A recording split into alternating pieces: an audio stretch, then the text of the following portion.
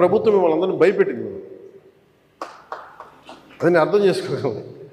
కానీ మేము మీకు భుజం కాసే వ్యక్తులు మేము. ఇది ఒక వ్యవస్థని తిరిగి బలోపేతం చేయాలంటే చాలా చాలా కష్టసాధ్యమైంది. నాకు నిజంగా చెప్పాలంటే ఒకసారి నాకు ఇది నేను చాలా ఆనందంగా ఎంచుకున్న శాఖ. నేను ప్రభుత్వ ఉద్యోగ కొడుకుని, ఆ జీతాల మీద మేము పెరిగిన వాడిని. మా నాన్న జీతాలు రాకపోతే మమ్మల్ని స్కూల్ బయటికి పంపించి మళ్ళీ జీతాలు వచ్చిన తర్వాత మళ్ళీ స్కూల్లోకి అలౌ చేస్తున్నాయి, అవి కూడా ఉన్నాయి నా సంఘటన. అలాంటి సంఘటనలు ఉన్నాయి. అందుకని నీ కష్టాన్ని అర్థం చేసుకోగలను. అంటే 1వ తారీఖు జీతం రాకపోతే ఏమవుద్దు నాకు అనుభవం ఉంది నాకు. అలాగే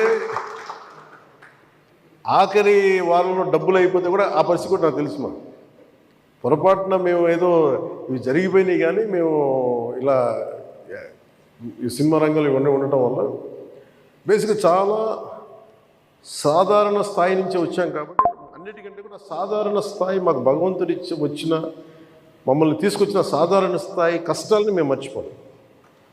అందుకని ఈ రోజున రోడ్ల మీద బయటికి వెళ్ళి ఎందుకు ఆగి ఎందుకు మాట్లాడుతానంటే ఆ కష్టం ఎలా ఉంటుందో నాకు తెలుసు. ఇందాక మీరు ఇచ్చిన రిప్రజెంటేషన్ కూడా ఆ కష్టం ఎలా ఉంటుందో నాకు తెలుసు. సో ఇలాంటి స్పందనకి వెంటనే ఉంటుంది. కదా నేను కోరుకునేది అంటే మిమ్మల్ని గత ప్రభుత్వం మిమ్మల్ని భయపెట్టింది. అంతకుముందు ఉన్న ప్రభుత్వంకి మీరు ఏదైనా ఒక నిరసన చెప్పడానికి చాలా బలంగా చెప్పగలిగేవారు.